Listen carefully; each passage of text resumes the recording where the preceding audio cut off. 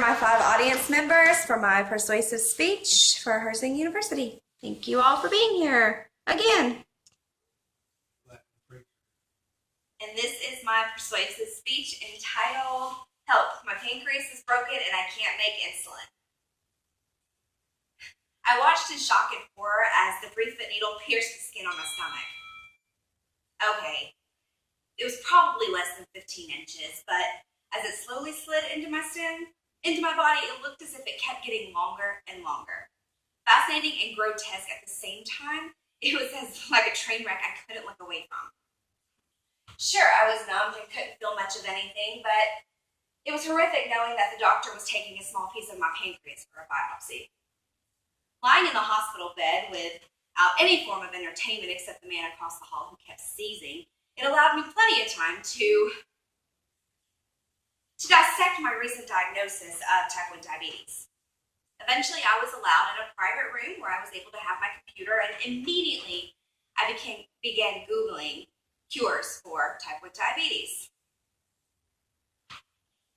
Surely there was something out there, right? Much to my surprise, and after reading page after page after page of data, there wasn't anything. I realized that there's been significant advances in diabetic care over the last 40 years, but we're still not any closer to a cure. Research shows that we will eventually have a cure. However, it probably won't be in my lifetime. I thought to myself, how in the heck am I supposed to do this every single day? Organizations such as the Juvenile Diabetes Research Foundation and the Diabetes Research Foundation and the Joslin Diabetes Institute focus primarily on raising money to find a cure. In fact, the Juvenile Diabetes Research Foundation's slogan is improving life and curing type 1 diabetes. This is great. Organizations that are specifically aimed and devoted to funding a cure for this deadly epidemic. You would think that with all the scientific discoveries we've had in the last 40 years, cures for diseases such as insulin-dependent diabetes would be included in this list. Unfortunately, that is not the case. In 2012, the Juvenile Diabetes Research Foundation contributed $110 million to type 1 diabetes research. While this is an extensive amount, since 2012, few treatments have been seen by the general population and no cure has been found. In 2013, the Juvenile Diabetes Research Foundation reported that 3 million Americans are living with type 1 diabetes. Of that number, 85% of them are adults. 80 adults and children are diagnosed every single day as insulin-dependent diabetic. While these numbers are horrific in and of themselves, they are expected to rise more than 3% every single year. Currently, treatments for insulin-dependent diabetes include insulin therapy administered through shots or insulin pumps, as well as maintaining a strategic diet of low-carb meals and snacks. These shots are painful. They are embarrassing. Insulin pumps are slightly less embarrassing because you can camouflage them under your clothing. But insulin is expensive. Pumps are expensive. Needles are expensive. It's costing diabetics millions of dollars each year just to simply maintain a semi-healthy normal life. Last year, I alone paid nearly $15,000 out of pocket for my insulin, my pump, and doctor's visits solely relating to my diabetic care. While it's great that I'm able to treat the symptoms of my disease, wouldn't it be even better if I could be cured of this cumbersome, expensive, and embarrassing thing altogether?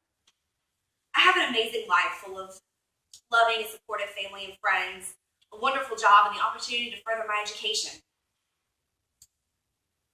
I have a roof over my head and food on my table and clothing on my back.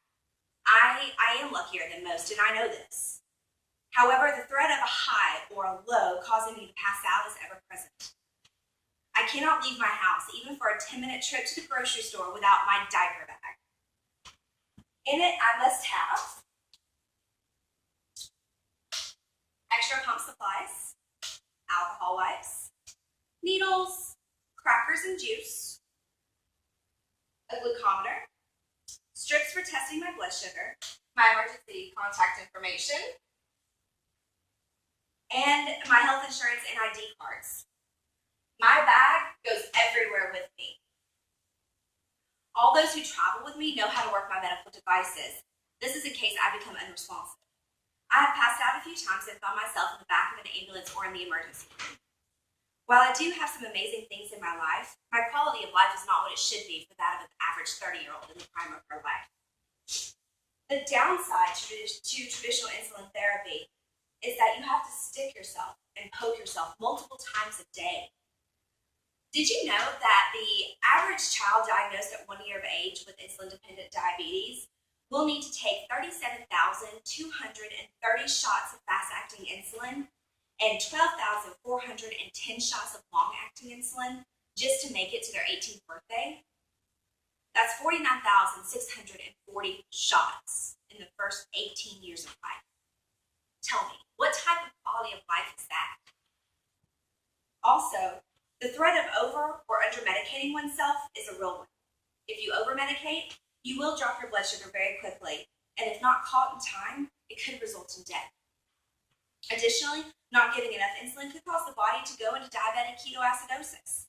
Diabetics die daily from this. My friends die from this. Insulin resistance is another downside to taking shots or using insulin pump therapy. This is where the body is no longer responding to traditional insulin therapy. Instead of just shots,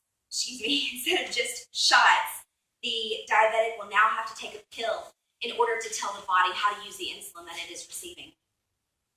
Diabetics on traditional insulin therapy are twice as likely to land in the hospital as those on other therapies. Insulin pumps have made a huge difference in the life of diabetics, myself included.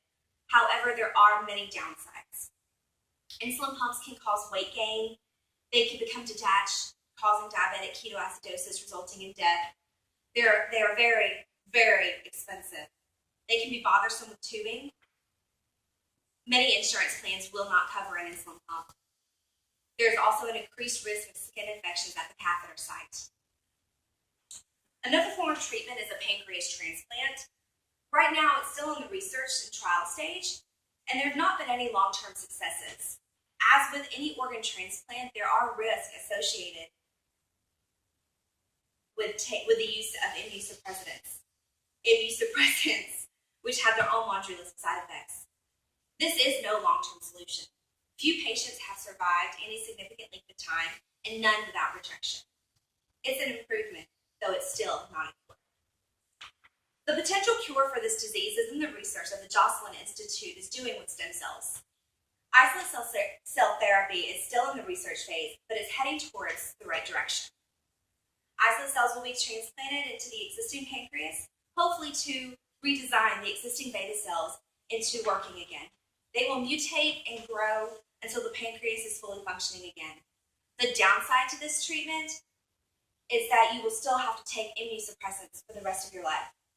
Again, it's a step in the right direction, but it's still not a cure. With diabetes affecting millions of people worldwide, it is imperative that we find a cure.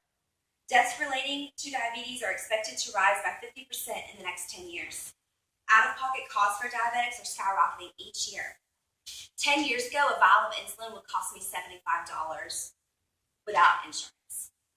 The current price for one vial is $192. One vial will typically last me approximately 12 days. This is just the tip of the iceberg in cost. Not only are the costs to simply treating the symptoms of this disease affecting diabetics, but